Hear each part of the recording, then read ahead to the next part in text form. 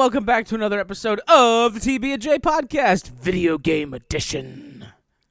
Beep, beep, beep, beep. That was I don't know my pixel theme crunch big crunch. That's the noise. You're Jeff. That's the noise Pac-Man makes when he takes a shit. We could take our original song and then put it into like an 8-bit format. Oh, It's probably gonna sound like shit. If I'm being honest. Turn a song into 8-bit. Let me just Google that real quick. MP3 to 8-bit. Yeah, we could absolutely do that. Not right now, obviously, but thanks for. This is so fucking lame. Let's just get into it. TB&J. You see what happens when D's not here to tell me I suck at my job? TB&J. I'll take over. Jeff, you suck. Thanks, man. Just in general. Not exactly at your job, but just in general. God. Get it together. So you're Jeff, I'm Troy, he's Chris. I've got black lung. Yeah, old black lung here. You're like fucking Arthur Morgan from Red Dead 2. What are you referencing? What are you talking about?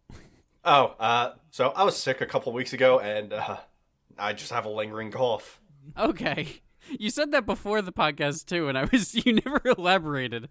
It was like, does Chris actually have black lung? I mean, has he been working in the coal mines? It's been pretty self-explanatory. Yeah, come on. It's black lung. He's got a coating of coal dust on the inner of his lung, and the inner, the membrane, and it's causing him to. In the brain. Anyway, we'll start with you, Troy, because I know what you've been playing and I want to hear about it. Troy, what you been playing? I've been playing a little bit of Mortal Kombat. Have ya? So crossover to the normal episodes. Omni-Man. Sure. He is a DLC character in Mortal Kombat 1. So everyone's dying to know, how is the Omni-Man? Omni-Man, I think, personal opinion, he's okay. Still voiced by J.K. Simmons? Voiced by J.K. Simmons. He is voiced by J.K. He is voiced by J.K. Simmons. His fatalities are the subway train and crushing, what was it, Red Darkwing. No, the speed. Oh no, yeah, Red Rush. Red Rush. He crushed head. Red Rush's skull. That one bothers me a little bit. And I'll tell you why. So, in the show, it seems like it's moving slowly because we're seeing that from Red Rush's perspective. And then there's no reason for the fatality to be slow. Omni-Man could just pop your head instantly if he really wanted to. Well, want to be more upset? He also rips your head off and throws it on the ground, crushes it in that one. So it's not really the Red Rush fatality. It's close. It's a callback. And very, very importantly, both his fatal blow and in between rounds are reference to him telling Mark to think. Really? He does sometimes beat you and touches the sides of his head and goes, think. That's hilarious. And his fatal blow is literally just when he beats Mark into the fucking side of the canyon. Now, how do you feel about the creative decision to make his ass completely stacked? It is super caked up, dog. I don't know what they were doing. Chris, have you seen this? It's like two fucking red balloons. Omni-Man has got fucking cake for days. Oh yeah, please. They gave him ass. They gave him so much ass, and then in his grab move where he swings you back and forth like Hulk, it's just cheeks for front days. And center. Yeah. But I know all of this stuff because even though I think that he's kind of mid, he's okay. He is my new official main. I think I'm trying to sneak around, but I'm dummy thick. And the clap of my ass cheeks keeps alerting the guards. It's not the worst J.K. Simmons, actually. I wasn't doing J.K. I was doing Snake from the meme. Oh, okay. Never mind. Then it's bad. Damn! Look at that ass! Right? Listeners, if you haven't already, please look up Mortal Kombat 1 and their 3D rendering of Omni-Man, because good Lord Almighty, does he have just the biggest, dumbest... He's got a dumpy. He's got a dump truck of an ass back there, and it's just like, I get it. I mean, the man can fucking squat a planet. That's the fucking reason I'm playing him, I think. Mr. Asexual over here is playing the guy with the big ass. Mm-hmm. Is that what does it for you? Omni-Man's big old cake? I don't know. There is a reason for it, I guess. I've seen so much fan art on the Mortal Kombat subreddit of Omni-Man just like doing a squat and looking over his shoulder all coy. Well, apparently and that was his cape a meme is comically already. tiny. That was a meme already. So I'm wondering if they gave him an ass because of the meme. I doubt it. I mean, it sounds like something Ed Boon might do. It's an Ed Boon game. Yeah. He is the internet's biggest troll. But that being said, he's wearing like that skin tight suit. He's got the biggest fucking wedgie. His suit is on the butthole. I wonder if that's just something you get used to as somebody who wears spandex like 24 hours a day, just 7 days a week. Wedgie. There's only one way to find Spider-Man's out. got to deal with it. Jeff, you're gonna have to wear spandex 24/7. I gotta do it for science, I guess. But there are more to this man than his ass. And I know a bunch of stuff about him because fucking out with the old Scorpion, unfortunately, kind of fucking boring in this game. Which is shocking, because Scorpion in Mortal Kombat, traditionally, he's usually like a top 1, 2, 3 like fighter. Play rate, yeah. He's never been good, but he has been played a ton. He doesn't have any mix-up in this game. He doesn't hit you with high overhead mix-up or low overhead mix-up anything. I was going to say, could you elaborate what that is for the layman? Yeah, basically in most fighting games at least, you run up to people, and there's certain games have different types of them. Like Tekken only has highs and lows, and mids. Some games only have highs and lows. Some games like Smash Dive Brothers, Kick only have 2 buttons. Yeah, Smash Brothers is a whole separate thing in its own that doesn't do mid, high, low anything. Well, Smash Brothers isn't a fighting game, more so it's a brawler. Well, it is definitely a fighting game. There's people who it's not a 1v1 fighting. Yeah, when it goes to tournaments, it is. I know what I'm trying to say, and you keep correcting me because I am wrong. And it's just like I don't know how to describe it, but everybody knows. You are not sitting here making the argument of like Smash Brothers isn't a real fighting game, and that is one that a bunch of people make. So I'm just trying to use the language around it. Yeah. But you're not wrong. It's not a real fighting game. Come on. But I'm kidding. Mortal Kombat has lows, mids, highs, overheads.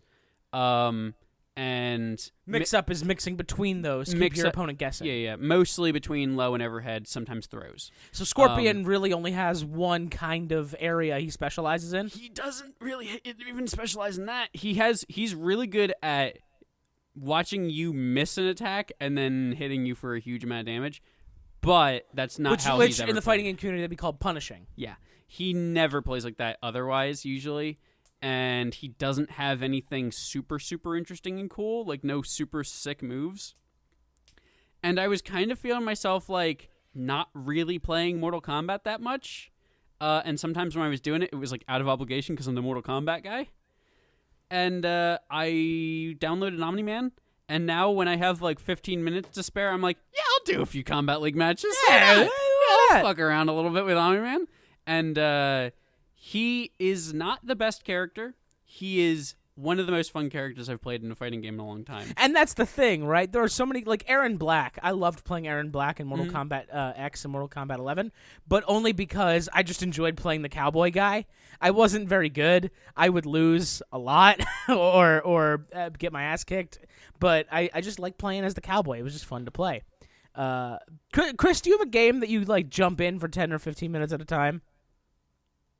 No. So I typically go really hard on a game for like 2 weeks and then switch to another. Yeah, I'm usually the same way. I'll get really into a game for a while and I'll obsess with it, put in a couple 100 hours, beat the story, try to do all the side quests, and then I'll move on to a new game. But every once in a while, I'll be sitting there and it's like, I've got 20 minutes to kill. I could watch YouTube videos on my phone, or I could just play a round or two of Fortnite. Because that is my game that I go to, shockingly. I was a big Fortnite hater in the early years, and now it's actually pretty damn fun to just jump in for a round or two and then be like, all right, time to go. And now we are justified in hating you. I mean, you've always been justified in hating me. You're all human beings with your own opinions and beliefs. I can't change them. And also all the horrible, heinous things that you do. Oh, yeah, sure. Well, I can't ever go back to Georgia, but that's a different story. Wait, the country or the state? Yes. Okay. Also, if you don't mind, last time we did a video game podcast at all, Mortal Kombat had just come out. Mm-hmm. And my thoughts were very much just like, it's fun, and then I stopped. I do kind of have some deeper thoughts now. Please share. First off, it is a great game when you are playing the game and you're actually in like an online match against somebody and you're playing it kind of seriously. It is not very good casually. It is Really? a really bad casual fighting game. So I've been a big Mortal Kombat fan since we were kids at Steve's house playing it on his TV. Mm-hmm. I fell in love with Sub-Zero and Noob Saibot. Yep. But like, I can't imagine not playing Mortal Kombat casually. Like, for me, my Mortal Kombat experience is I play through the story, and then I just play casually, usually against you or against bots, climb some towers. The story mode is still phenomenal in fighting game standards. The ending, the last like 3 chapters get a little goofy. It gets a little out there. Even by Mortal Kombat standards? Yes. Because Mortal Kombat gets goofy. Oh, yeah. This is a real goofy Mortal Kombat game. And it doesn't start that way at all. It seems pretty grounded and normal for a while. That's not grounded, but I mean, for a Mortal Kombat game. I knew what you meant, but that's surprising. It gets goofy even by MK standards. It gets Mortal Kombat goofy, yeah. Whoa. That's pretty fucking goofy, man. But a lot of people online have been complaining about the monetization is off the wall. Oh no, really? It is like they're doing $10 announcer voice packs. They're doing $10 fatalities. Oh, come on. They're doing and to an extent, some of it is over complaining, but a lot of it isn't. That sucks. There is a ton of over complaining. The thing is, I think it's a great fighting game in just gameplay alone. It has its own problems single player and monetization wise. If you go on the Mortal Kombat Reddit right now, you would think that this is the worst fighting game that has ever been made. And it is not. And I don't know. People need to chill out a little bit. People think that, like, NetherRealm Studios should, like, fucking stop being a company. People have shown, like... Get off your high horse. That's what I'm saying. It's like... And this is a minority opinion. It literally just made, like... It sold, like 30 million copies or something like that. Honestly, the parallel I can draw to keep it contemporary is Modern Warfare 3 just came out because apparently it's 2013 again. But Call of Duty Modern Warfare 3 just came out, and it's like the worst Call of Duty ever, but it still sold like 10 million copies almost overnight.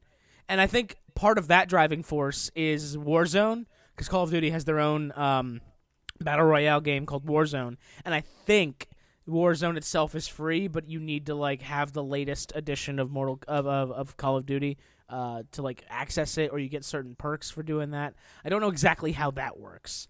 Most people say that. From what Chris, do you actually know? I played Modern Warfare 2, so it might be similar, but you can access Warzone, and you can like access all the weapons and skins and whatnot that you can normally earn through that. But then if you own the main game, like any of the weapon level ups that you get through playing multiplayer also work for Warzone when you customize your weapons. So there is an incentive to buy the newest game even if all you play is Warzone. Yeah. Okay, well, I guess that makes some sense, but... It does, but whatever. Sure.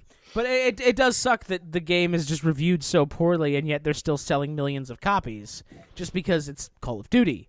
Like fucking Madden as well, Troy. We used to play Madden in high school. I still play it occasionally. It's another one of those games I play for 10 minutes at a time. Well, now aren't there a bunch of them on Game Pass or something like that now? No. Okay. Not that I know. I think for some reason I thought there was. A couple of them are on EA Play, which is not the same as Game Pass. Yeah. That's like a secondary subscription on top of Game Pass. Exactly. So for most Maddens, you'd have to purchase them individually or get EA Play, which is their own version of Game Pass. But yeah, like Madden has been like a trash game with trash systems for decades. I think the last like really, really solid Madden that got a higher than a 6 review was like Madden 12, Madden 13 maybe. and then they've all just been like steadily mediocre or going downhill since then. But you have to buy the newest Madden to get the updated rosters and to get like the updated graphics and the improvements in massive quotes. There aren't improvements. The Madden that I'm playing right now, the newest one, 24, which has Michael Vick on the cover now. You told me about this. You showed me this right before the podcast. This is insane. This is absolutely Michael insane. Vick still play? So no, Chris, let me tell you, and I think I figured out the answer myself without having to look it up. But when the new Madden is called 24. When Madden 24 came out, Josh Allen, quarterback for the Buffalo Bills, was on the cover. All right, I guess if you buy a physical copy, he's still on the cover. But no, they go to your house. they go to your house. But there's a thing called the Madden curse. So apparently, whatever player is on the cover usually has like a bad season after the game comes out. So the Bills are currently 5-5, which is really bad considering they were pretty high up there in odds to go to the Super Bowl at the beginning of the season. They are a pretty great team on paper, but in practice, they're only at 5-5. Well, I went to turn on the Xbox last week, and the little icon on the home screen changed, and it was no longer Josh Allen. It was Michael Vick standing there in his Falcons jersey, which is easily a 20-year-old picture, if not older. And I was like, what the fuck?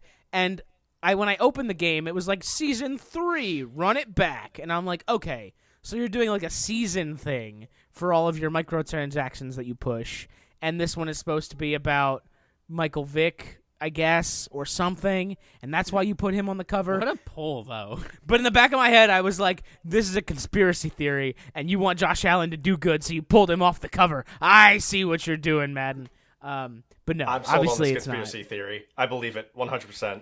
Yeah. It's It's got as absolutely much. something that sports people would do.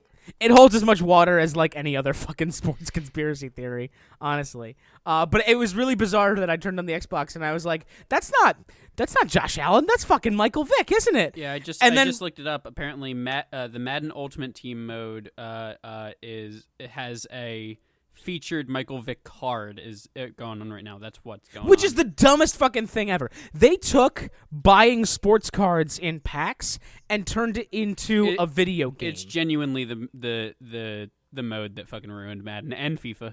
Yeah, it ruined every all EA EA game. sports games. Yeah. So, Chris, do you know anything about this? Yeah, I know, like how bad it is. So, for those of you who don't know, because this really fucking pisses me off, because I love Madden so much, and they keep pushing this shit, which just makes the game fucking suck. But basically, there's a mode called Ultimate Team, where you build the ultimate team to play against your friends and play online. But in order to build that team, you have to buy random packs from the store for real money, and then you open the packs and you get the players that are in the pack, and then you can build your team. And obviously there's like super awesome rare cards that go for a lot more and whatever. They took all of the shittiness of card collecting and put it into a video game. I fucking hate it. Do you know whose call that was? Who? That was John Riccitello? Yep. The guy who just ruined Unity. Yep, he's the guy who just ruined Unity. He was the guy who also worked at EA for a second and wanted to... Wait, it's the same guy? He wanted to also charge people for reloads in Battlefield. Are you fucking kidding me? He literally is a guy who just fucking goes around different studios and just fucking ruins games. Like, it's literally all he does. Oh my god. Why does he have a job? Because CEO jobs are its own conspiracy theory. It's not a real job. It's just a way for the rich to, look like they're working and have an excuse to earn money. Yeah, this is the anti-capitalism section of the podcast. Fuck this guy. Fuck CEO. It's super related. Chris, Dropout, of course. They have a mug of the month. I just got mine in the mail that I bought. It says capitalism is the bad guy on the front. Weird. God, we have a lot of mugs, but I kind of want that one. It's pretty great. But yeah, fuck Ultimate Team.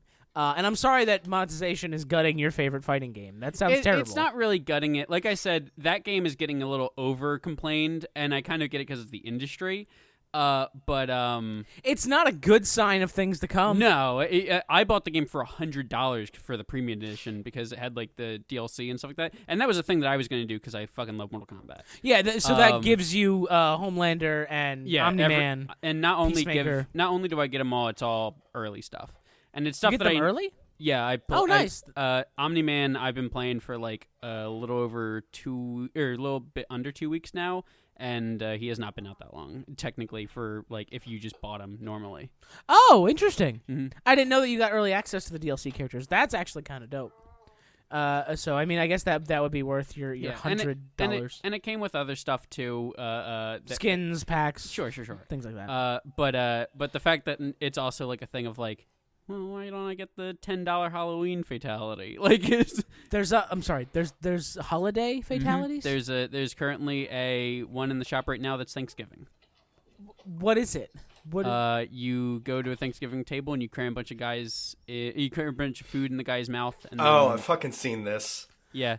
It's kind of gross. I don't like that one. That sounds terrible. The Halloween one, you put a pumpkin on your head, you kick them, you kick their head off into a door, and a bunch of bugs crawl out. That's $10? Yeah. That sounds absolutely shitty. Here's the thing. I don't hate the idea of adding fatalities in the game. They've done it before. Mm-hmm. Every other Mortal Kombat game, it's been for free. That's what I was going to say. Like, I remember MKX and MK11, they added fatalities, but they were just there. Mm-hmm. I didn't have to pay extra for them. Certainly not $10 per. Fuck that shit. Mm-hmm. That's fucking ridiculous. And it sucks because, like I said, again, if you're just playing the game, it's a pretty fucking fun game. Like, it is a super fun game. And I don't mind buying the characters. The characters are all about the same price as they always have been. There's nothing crazy going on there. People bought Omni-Man like hotcakes, and with his hotcakes, and I like it's just I don't know. I mean, the real thing is people are saying that it might be because it's a little bit tied to WB, and WB's kind of going through a whole period right now. In general. Yeah, Warner Bros. Discovery is having their own little meltdown. So that is... They just fucking canned John Cena's Looney Tunes movie. Well, they're now shopping it around to people because people outcried enough. So we might be able to actually see the movie, but somebody else is going to make them fucking money off of it. So I don't understand that. I don't believe them at all. They fucking canned Batgirl when that had a shitload of outcry about it. Well, yeah, but the difference was Batgirl had bad screenings. And this had good like test screenings, and recently a bunch of the directors, led by James Gunn, because James Gunn was the person behind the Wile E. Coyote movie. He basically went around and talked to a bunch of different directors, and all of them basically started. He was telling them all to start canceling their meetings with WB, and everybody basically was just like, well, they're not going to fucking actually make our movies. So people started to back off, and that's when they went, okay, well, James Gunn's not the director. I think he's just the producer. But they said the director, we'll give him the opportunity to shop around his movie to other studios. And it's like, but why? Why would you give any other studio a fucking Wile E. Coyote Looney Tunes movie? Why would you hand somebody else Looney Tunes? It's also Looney Tunes. Mm-hmm. Warner Brothers owns that shit. They always have. Mm-hmm. How can you just hand it off? What's the last fucking Looney Tunes thing that's come out? Fucking probably Space Jam 2, yeah. Oh, God. Yeah. Let somebody else have it, please. For the love of God. Yeah, give somebody else. There was like a short form, like, actual Looney Tunes series on HBO Max for a second, too. I think it made still. Plus the Animaniacs revival. That's still Warner Brothers, mm-hmm. but that was on Hulu. Oh, yeah. Yeah. So, like, yeah, they have been doing things. They have. Animaniacs is sort of Looney Tunes light, though. That's sort of its own thing. That's it's Spielberg's very thing. It's Looney Tune coded. It's it's a different meal, just painted Looney Tunes colors, basically. Chris, what have you been playing lately, buddy? Well, I've been playing a couple things, so I'll let you guys decide what I talk about. I could talk about Halo Infinite. I could talk about modding and gaming. I could talk about getting back into Blizzard games. What do you guys sound want very to excited do? about that one. I do really want to hear you talk about Halo, but you got back into Blizzard games. When I met you, Mr. Carroll, you were balls deep into a World of Warcraft addiction, if memory serves. And then when you broke that, you swore to never go back. What has Papa Blizz done to get you back? Well, you see, a big reason why I never went back to Blizzard is because someone died because of their mishandling. So that was always a thought in the back of... What? Oh, did you not hear about this? I love that Troy was like, oh yeah, right, like this is common knowledge. So, to anybody listening, trigger warning, this is going to be a little heavy. So a woman was sexually harassed so badly and so often at Blizzard that she killed herself. Whoa! This was like a huge thing, and it's... A lot of it is some really, really bad people that were at Blizzard that have since been removed. And now, Activision Blizzard is now owned by Xbox. Bobby Kotick, who is currently their CEO, will be leaving at the end of the year. So, that's part of the reason why I'm getting back into it. But I've been playing some older Blizzard games from when I was a kid. I've been playing Warcraft 2. I've been playing Diablo 2. I've been having a blast. And also, they brought Chris Metzen back to show off the next 3 expansions of World of Warcraft. And oh my god, that man can steal my heart. I think I know that guy. Isn't he like OG World of Warcraft staff? He is the creator of Warcraft. Yeah, I was going to say, I knew his name. He's like him and I forget the other guy, but they're like on like all the concept artists signed with their names. Holy shit, that's fucking awesome. So yeah, I'm thinking of giving World of Warcraft another chance, and Blizzard as a whole, I'm giving them another chance. Okay. Do you think you're going to go down the rabbit hole again, and you're going to put in like 4 hours a day and do your raids and your weeklies and your dailies? I never got big into raiding, but I prefer to play more in the world as opposed to hardcore raiding or dungeoning. Mm-hmm. So... we'll see. They've shown off a lot of cool stuff that suits my playstyle. All right. Well, you know what? I'm fucking happy for you. Play the games that make you happy. I used to play games just for the sake of playing them, and then I was like, I'm not enjoying this. I should play because it's fun. And now I play games that make me smile, and it's a much more happy existence. Everything is a lot better this way. But no, I'm very, very happy for you, bro. That sounds fucking awesome. Tell me about Halo Infinite. The last Halo is one of those series I've always respected, and I've always really wanted to get into, but for some reason, I just haven't, which is so fucking weird because I own most of them, and I have owned most of them for fucking years, but the only one I've ever played is Halo 3 and Halo ODST. Yeah, those are both like... that was big when you were into Xbox 360. That makes sense. I own the Master Chief Collection. I've tried playing Halo 1 a few times. Also, Chris, I thought that Halo Infinite didn't have any content. What happened? Yeah, I thought Halo Infinite was a nothing burger of a game. Please explain. At the launch, they had like 10 maps. They have now like 70. Holy shit! 70's bigger than 10. It is? Hold on, let me do the math crunch here. Crunch the numbers. Beep, beep, beep, boop, boop, boop, boop.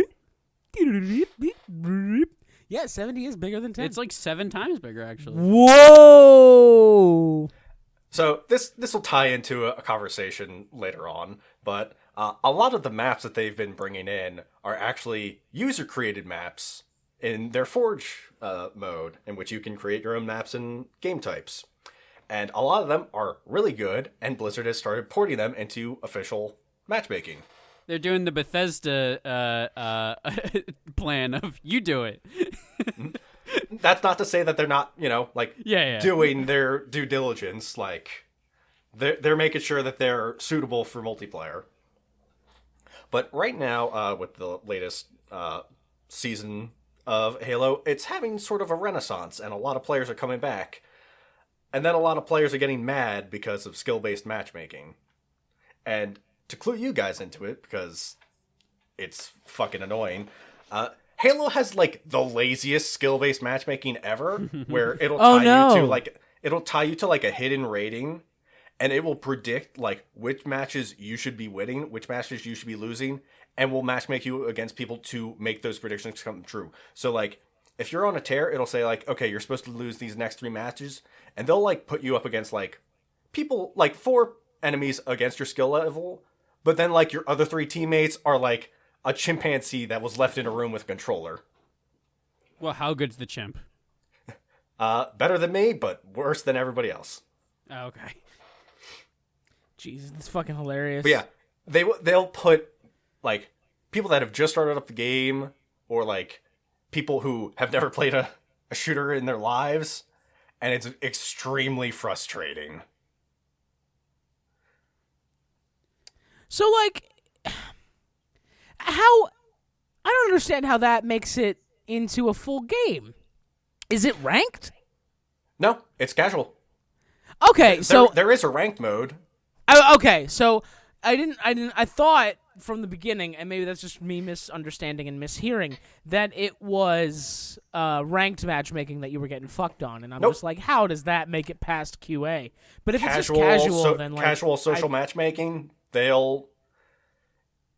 it's just, they will say, okay, you lose this match. There's nothing you can do about it. You can play as hard as you can. You won't be able to win because you have to carry 3 idiots. I mean, I as a guy that used to play Gears of War semi-seriously online, I totally get it. Like, casual matchmaking is just a joke sometimes. But, like, at the same time, the whole point of casual matchmaking is they don't assign you ranks, and you just get partnered up with a bunch of people to fill a lobby. Well, I get that's it. the thing. It is assigning you a rank. You just can't see it. Oh! Why? To increase engagement, because, like, if you're having a bad time, then they'll put you on, like, a winning streak, and you'll have a really nice high, and they'll be like, okay, you need to, not be doing so well, and they'll, like, pitch you down into the They'll put you back in your place. They'll put you down into the pits of Tartarus where you want to just die. They'll put you in your place like the scum you are. Pretty much. How dare you get self-esteem, you bitch. Get the fuck back down in your place. I was having fun for like a couple weeks, and I was just like, okay. Trey, are you watching the Mortal Kombat fight? I am. I see your eyes looking down. I'm sorry. You know we're in the middle of a show, right? I am, yeah. Is your brother playing again? No. Okay, so you're just an asshole. You having a lot of fun?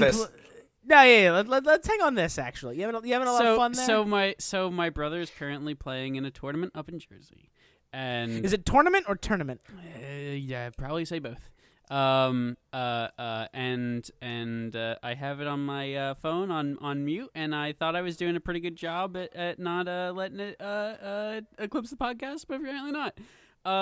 I was not paying attention to any game that it wasn't my brother. I did just look down though, and there was a Sub-Zero who sucks hot fucking trash in this game. And the Sub-Zero is actually doing pretty good, so I was surprised. I wish D was here to confiscate your phone and keep it until the end of class.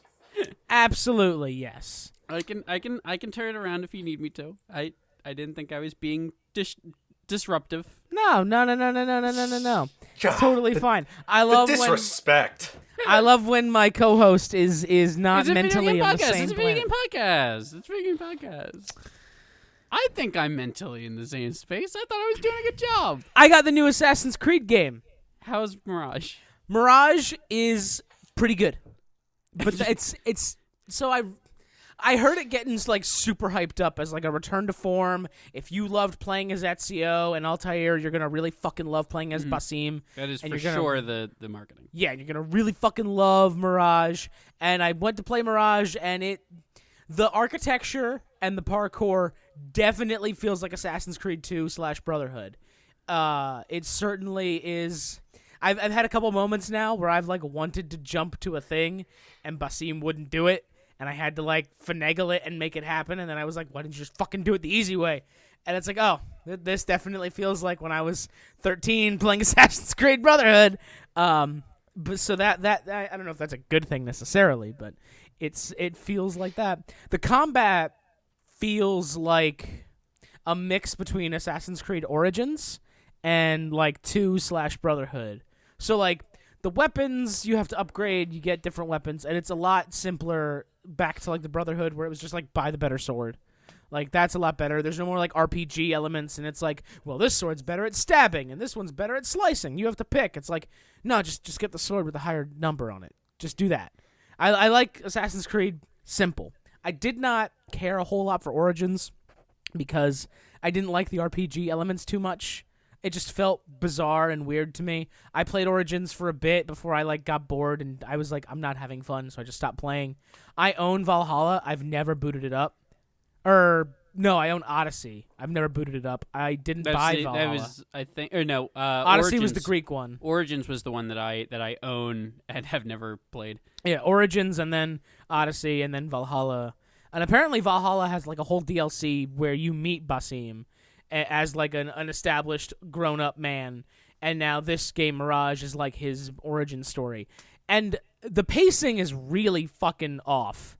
Like the game starts and you're like a cut purse, and then you go to try to steal a thing to impress the assassins because you want to join, and your friend stabs the mayor, equivalent of a mayor. He's got a title, but it's Middle Eastern. I don't want to butcher the pronunciation. / I forget the word, but she kills the mayor, and then like your whole town just starts getting like murdered by these mercenaries that work for the shadowy group that was controlling the mayor. So you're all mad at your friend now, and you just end up running away with the assassins, and then it cuts to like months later, and you're finishing your training, you cut your finger off, you get your hidden blade. And it happens within the span of like 30 minutes, maybe an hour. And it's like, oh, that felt really rushed. That felt like a lot that just kind of yada-yada'd over. I'm interested Ubisoft to see, being bad at making video games? What else is new? I'm interested to see how I would feel about it, because on the flip side, I have a very short attention span, and most Assassin's Creed games are like, all right, and now you're 3 hours in, and here's your hidden blade. And I'm like, why the fuck was I waiting that long for this? I mean, yeah, I totally Some of get the older that. ones I feel like there's a sweet spot in the middle there, though, where it's not quite 30 minutes and it's not quite 3 hours. Yeah. But then after you get the hidden blade, the good part, though, because after you get your hidden blade, you have to go back to Baghdad, where you were in the beginning of the game, where you are a wanted man. So it is that early Assassin's Creed where whenever you're walking through town, if you like linger in front of a guard, or if you piss them off, they just openly attack you because they're like, oh wait, you. And then it's like, oh, this reminds me of Assassin's Creed 2 when my family were branded traitors and I was killed anywhere I went. That's actually kind of dope. I really enjoyed that. The map seems to be a lot smaller than previous Assassin's Creed games. Okay. I'll say the whole game, first of all, full retail price, $50. Okay. Right? Interesting. Mm-hmm. I thought that was a really strange move. Not unwelcome, just strange. But do you have to pay $10 for each kind of assassination that you do? Like yeah, there's a Thanksgiving assassination. I have not encountered microtransactions yet, actually. But then I went to download the game. The whole game is only like 25, 30 gigs. It's a really small game. I'm kind of worried about that. I'm only a few hours in at this point, but like I feel like I'm going to get to a point in the story and then it's just going to end and I'm not going to get a resolution because it doesn't feel like there's enough data on my hard drive. Tune in a month now for the next video game podcast. Yeah, I know, right? Like I'm worried that I'm not going to get closure to this conspiracy storyline that they've set up, and I really want to get that closure. But like Assassin's Creed 2 was less than 25 gigs. Well, that was back when you didn't. I mean, they also used the same 8 faces for every NPC, and it was like the same 12 polygons for each individual person, and coding has come a long way since then, and so has graphics and all that shit. Optimization has not. Yeah. But no, it's a great game. The Basim is a boring character, but most Assassin's Creed Pro tags I've found to be pretty fucking boring. The Origins guy was just a boring goody two shoes. Because he was just a medjay or a goody. I don't want to say goody two shoes again. He was just a Boy Scout that went from town to town helping people. Yeah, you got Ezio. Ezio had depth. You kind of have Edward, but Edward's game is just good. Edward had a pretty bland Assassin's Creed story and a pretty okay character that got covered up by an awesome pirate game on top. Sure. You liked him because he was a pirate, not Exactly. necessarily because You of who loved he is. Edward because he was a pirate, but the assassin story underneath that was lame at best. The assassin bits in Black Flag could have been better. I think people like the Odyssey characters, right? Alex, it's just Alex, right? Because it goes for both. Yeah. I'm pretty sure that's what it is. But yeah, I remember the Syndicate pro tags being pretty nice. Oh yeah, Syndicate was great. Jacob and Evie Fry. So that was the game I that think- kind of I kicked think- me out of. I didn't like them. You didn't like Jacob and Evie? I did not. I don't Really? know what it was. I couldn't get into them. Syndicate was the first one since Brotherhood that since 2 that I actively tried to 100%. See, I was a weird one. I was a weird person who didn't encounter any sort of glitches or problems in Unity, and was like, guys, this game's actually pretty good. Same. And then everybody was like, finally a good Assassin's Creed game with Syndicate, and I played it, and I was like, this sucks. I was like the opposite end of both those games. I did enjoy Unity as well. Arno is a pretty good assassin. That storyline was all right, but that was when they started playing around with like combat. RPG elements. Yeah, RPG that was elements, a totally assassinations. different game. Yeah. Yeah, that game was a very different Assassin's Creed game, but it was also their first one they made for a new generation of consoles. Yeah. So they wanted to play with the new capabilities And they they had. didn't have the weird middle child of whatever Rogue was. Rogue was a game that was made for. And I know people like previous Rogue. I'm not shitting on Rogue, but Rogue was great. It is a very weird middle. Shay game. Patrick Cormac, he's a great fucking Templar that you play as. I Only think game if they want a good Assassin's Creed pro tag, they need to give them a bit of like Bard energy. Yeah, They need to just be like a little bit of a slut. I support that completely. I'd be into it. Wasn't Ezio a bit of a slut? He was Yeah. sleeping around with a bunch of different women all over Italy. Yeah. I remember a couple different women that Ezio found himself in bed with. But other than that, Mirage, so far so good. Storyline hasn't quite brought me in yet, but the gameplay is really, really smooth. It's pretty solid. They brought back traditional Eagle Vision, which I was so fucking happy for, because I was really fucking disgusted with. Didn't they the Eagle turn it to like actual eagle vision, like you look through the eyes of an eagle? Well, that's there too, but that's different. Oh. Eagle Vision, they changed it to be like around your character, like only so many meters, and it was like a circle, and it changed like they changed how it worked fundamentally and like what lit up different. But now you just hit the button and you can see for a distance, and you'll see like the red guards and the blue good guys, and then yourself. But you also have Ikindu in this game, who is your eagle, and you can control him in the sky. They started this with Origins.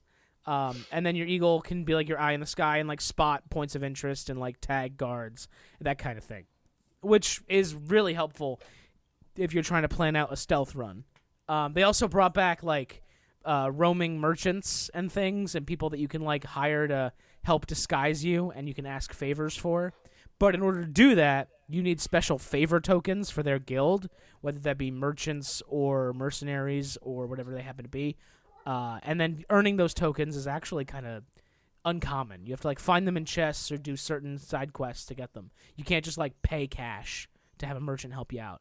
You have to have this little favor token, which is It actually put a roadblock in the game for me for a minute, because I got to a main mission early on where I had to sneak into a prison, and it was like, oh, use that token you got earlier to bribe a merchant to help you. And it's like, oh, I used that. Was the one that he gave me in the previous quest not like non-usable? Because I accidentally used it, and then I went to the merchant, like the quest marker told me to do, and I was like, yeah, give him the token, and it was like 0 in my inventory, and I'm like, oh, okay, I guess I have to do this the hard way now. Great, awesome, and then it just turned into a full fucking frontal assault on a prison. I mean, at least it didn't soft lock you. Yeah, Where like you have to pay the person, and if you can't, oh well, you can't do this mission. They've Fuck done it off. They've done it a couple times where they like put you in front of a problem, and they're like, "Hey, figure it out." And I'm like, "Oh, I like that. That's good." I don't like when games hold my hand and tell me where to go to sneak into a place. I like when you just tell me, "Here you go. Figure it out, buddy. You'll do fine." And then you do fine, and everything's great. But yeah, Mirage so far, really, really liking it.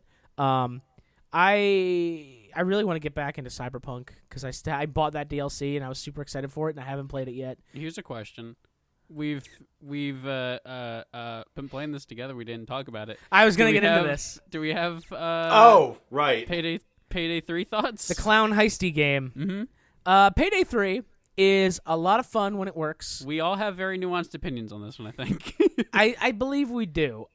Payday 3, when it launched, it was very rocky. It took us a couple days just to get into the game. When it launched, it fell flat on its face. It sure did. It wasn't rocky. It was a full ass boulder. Here's my thing, right? I don't trust the Starbreeze devs or Overkill devs, excuse me, as far as I can throw them, because they fucked us over hard on the Xbox. Troy and I and our buddy Dave, and Chris. Thankfully, you're a PC gamer, so they love you. But like, they gave me free tummy rubs. They give you tummy rubs. Oh man! But like, to elaborate for people that aren't familiar, when Payday 2 came out on the Xbox 360 back in 2012, Xbox and PlayStation never really got updates to the game, whereas PC did regularly, and they added tons of content and DLCs. And Payday 2 on the consoles was still broken in some cases, and in other cases it was just behind the times. And when asked about it, Overkill said, buy the game on a platform it works for. And that, I paraphrased, but that is basically exactly what they said.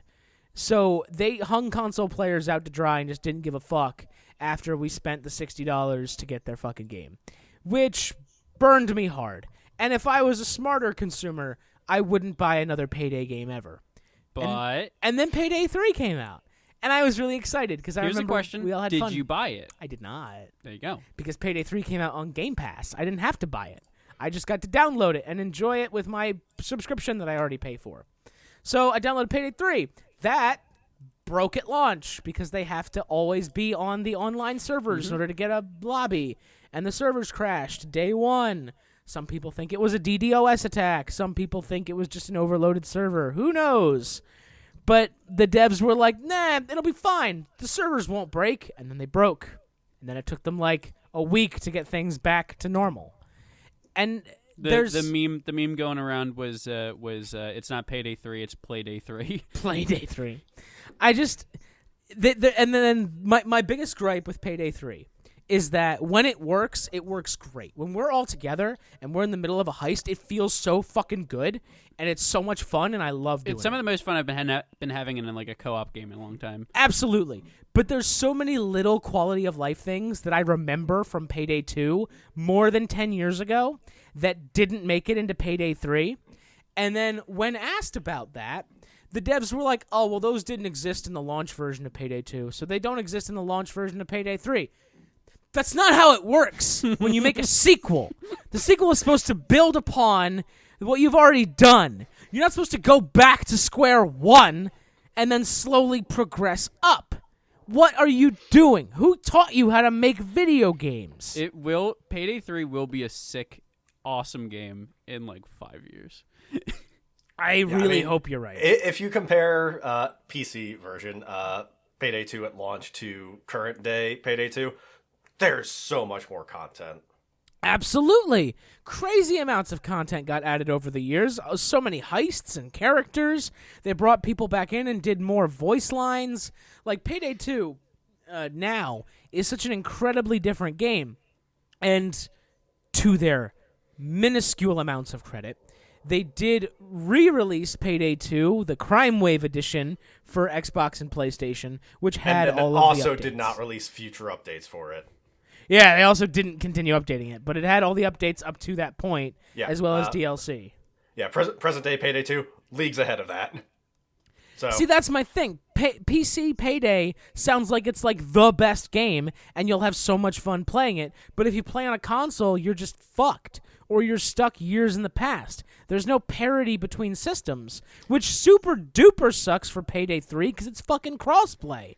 So if you want to put crossplay in your game, make it fucking the same across systems. So to their credit with Payday 3, because it's crossplay, they have to maintain console parity. They are forced to.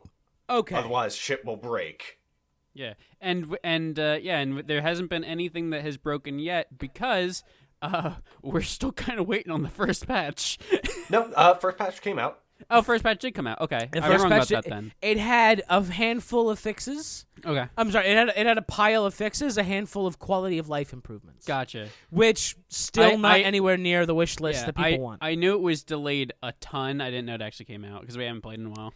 It got super duper delayed, and like, on one hand, I get it. I'm sure that it's difficult when you push a patch through or code a game. For consoles, it might be harder than it is for PC. Then don't put your fucking game on consoles. Just be a PC dev. Part of the issue with their first patch is they realized if they pushed it out when they said they were, there was a chance they were going to reset everyone's progress. Oh God. Yeah, so, I mean, they should have done a better job, but man, oh man, they had to. Am I wrong in hearing that they were also, one of the big things with the patch was making progression better? So that is in an upcoming patch Gotcha. where when you complete a heist, you will get some experience, as opposed to it being entirely challenge-based, which is a dumb thing, and I don't know why they did that. I don't. And I want to point out, all three of us are playing this game later today. And and we all enjoy it. As soon as this podcast wraps and I'm done editing and publishing, Troy's going home. I'm getting on my Xbox. We're gonna hit up our buddy Dave. We're gonna 4-man up and we're gonna fucking go to play Payday. It's wild. This game is how I feel about Mortal Kombat 1 on super turbo crack. Like Mortal Kombat 1, I'm like, it's a great game. Unfortunately, it has some of these things. Payday 3 feels like I'm like, this is a great game. I just have to kind of fucking dig through the... there it is. Yeah, they make you work for it a little bit, but there is a really good game hidden in there. I have a coworker who was really, really looking for a game recently, and I have been doing nothing but complaining about Payday 3. And he's like... And somehow it got in the conversation where he's like, is it on Game Pass? And I'm like, yeah. And I'm like, but just so you know, it barely functions. And then this was like early. And then he got on and he played it and he came back to me and he was just like, Troy, this is the worst game I've ever played. And I was just and he's like, why'd you recommend this to me? I'm like, I really did not recommend it to you. No. I really only talked shit on it. A big thing is that playing with a bunch of friends will elevate any game easily to an 8. This is a insanely good. Which brings me to my final point of the evening. Mm-hmm. Guys, I'm a big fan of the Fuckface podcast, which is the new project from Jeff Ramsey of Rooster Teeth and Gavin Free and Andrew Panton. And Jeff has started playing this game that is on Game Pass called SnowRunner. Have either of you heard of this game? No. I've played one of their sister games, Mud Runner.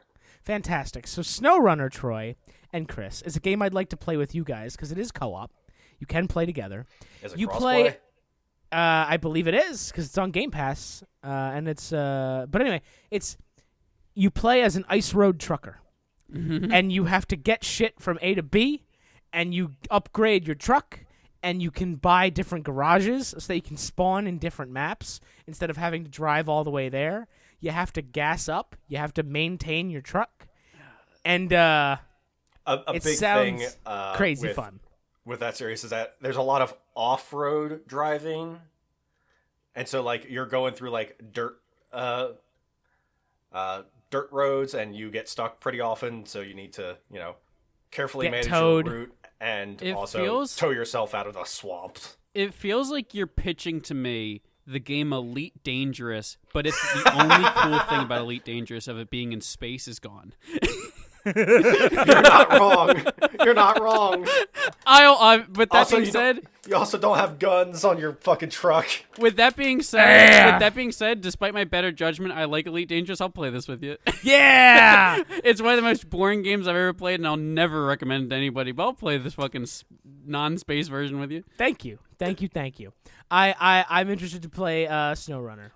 So next month, are we only gonna do a SnowRunner only podcast? Maybe. Are we doing multiple weeks? Are we doing a weekly? Maybe that'll be our Christmas episode. Ooh, SnowRunner. It's kind of on par.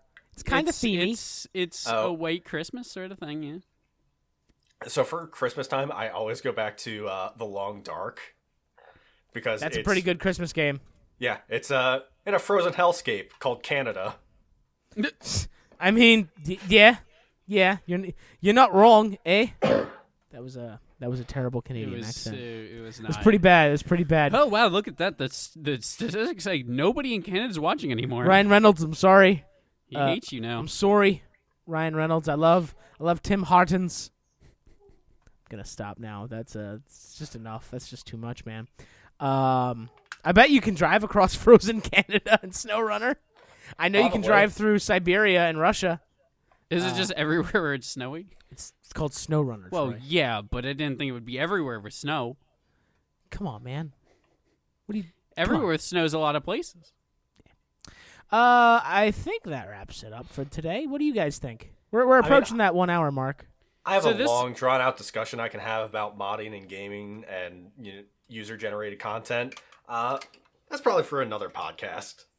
Yeah. So the theme of this one was, we like games, but all of them are doing it slightly to a little bit more than slightly wrong. Yes. We love games when they work. Mm-hmm. It feels like and when they don't nickel and dime you. Every single one of them have a variation of, we like this, but... Yeah, that's a pretty good... I like this, but... ... That could be a good podcast. We should name... The title of this one should be, Games We Like, But...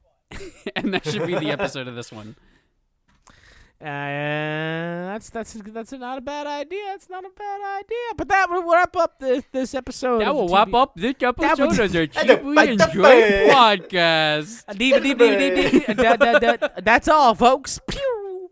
No, that will wrap things up for this episode of the TB&J podcast. Tune into the regular episodes weekly where we cover Invincible and The Boys and whatever else tickles our fancy. Which also reminds me, you two, I would like to do the new animated Scott Pilgrim that just dropped on Netflix yesterday. Mm-hmm. We should do that. Because Jeff, I don't watch TV anymore. Then why are you on this podcast? Well, this is the gaming podcast. You know what? That's fair. That was TB&J Podcast. That was the TB&J Podcast. Now gamify it. Do, do, do, do, do, do. Do, do, do, do, do, do. By the way, I didn't mention it. The Sub-Zero lost that game earlier. Shocker. Yeah, he's real bad.